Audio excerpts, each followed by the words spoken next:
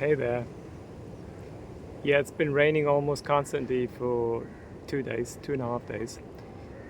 This morning I tried twice to come out and stand or sit in the sun for a little bit and record a video, but the moment I started, boom, it started raining again. Yeah, I just wanted to continue with the notion. Yesterday I left off by saying, if you think that this could never happen to you, whatever that might be, yeah, whatever you perceive another person doing or saying, if you think that this could never happen to you, that you would never do that, then that implies that you think you know what the other person is actually experiencing at that point of time. And I think that is quite a thing. Like, if you let that sink in, that the moment you have a judgment like that, you think you know. And I guess in general, this thing of knowing, the moment you think you know, to me it seems like something closes, because you're not really receptive anymore, right? Because if you already know, then do I still observe and listen? So I think that's the beauty of keeping an open mind and being receptive to whatever. Also wanted to comment on whatever I'm sharing on this channel is just my views. Yeah, it's just my views at this point in time. And my views are based on, well, observations I've had. And these views have drastically changed over the last few decades. So, yeah, I'm not claiming that I have the truth either. I'm just basically thinking aloud here, right? Offering and sharing my experiences. When it comes to dealing with another person who's going through an experience that is so different from what we're going through, I think, I've said that before, the best thing we can possibly offer is to open wide, really open, in a state of I don't know, and then more than anything sense, because I don't think there's so much to understand with a rational mind, and I don't really think we're doing anyone a favor with this rational mind thing. Another thing I mentioned yesterday is the ego coming in. I've just seen this so many times that somebody hears of somebody else being sick or having any kind of difficult experience, and it's an interesting moment what then really happens if you slow it down, because oftentimes people will pass comments or give advice, and where do these things actually come from? Because oftentimes I've felt that they come from a place of the other one is in a predicament, and since the listener is not in that predicament, there is the ego kind of saying, you know what, I'm glad I don't have that, and I get to be, so to say, higher than that. I'm not saying that everyone's doing that immediately, but I've sensed that a lot. And I just encourage you to be very, very cautious with that, because I've seen it so many times that people pass comments like, yeah, you gotta get over it. Yeah, come on, pull yourself together. Are you gonna be alright?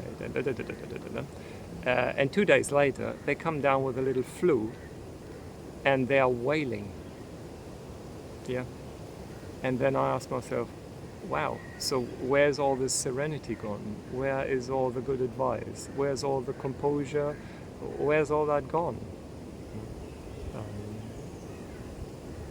I think this whole thing of two people meeting is really a fascinating subject, and it manifests all the time. I mean, you can see it very clearly in two dogs meeting, and they immediately check out what's the hierarchy here, right? how we are in relation to one another. And I basically see the same thing happening with human beings. And it can manifest in a million different ways. But it's the same principle, I find. Unless there is a very, very high degree of, I don't even know what the word for that is. Maybe love. Yeah. Because otherwise I see it happening. For example, somebody introducing himself, and it might be very overt or it might be a little more subtle. Yeah, it might be, and depending on culture and country and all the rest of it, right? It might be, hello, my name is such and such, I'm a doctor. Okay. Makes it very clear, who are you? What's your status? Maybe even asking directly, what's your income? Yeah. Here in India, this question is not so uncommon.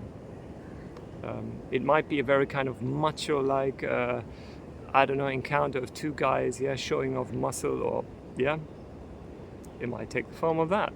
It might take the form of two people from academia, yeah, talking about, I don't know what, their credentials, or even a little more subtly, maybe two people not mentioning their profession, but let's say quoting from a certain book, or disclosing that they know such and such. But it's all the same thing, I would say. Like, for me, the underlying principle is all the same. And begs the question, what are we actually doing there? What is all that? Like, what are we trying to really make the other person understand? And to bring it now back to myself, yeah. What am I even trying? Yeah, right? Talking into the camera, right? To what extent am I trying to prove anything, or yeah. So as I've said, for me, making these videos is like looking into a mirror.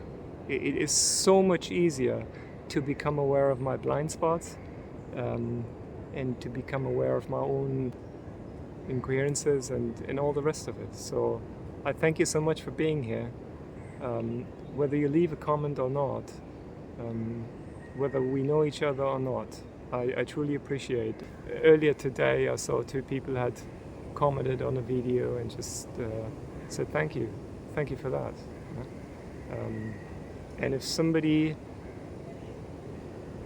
that I know says that, whose opinion I value, that's a big thing already in itself.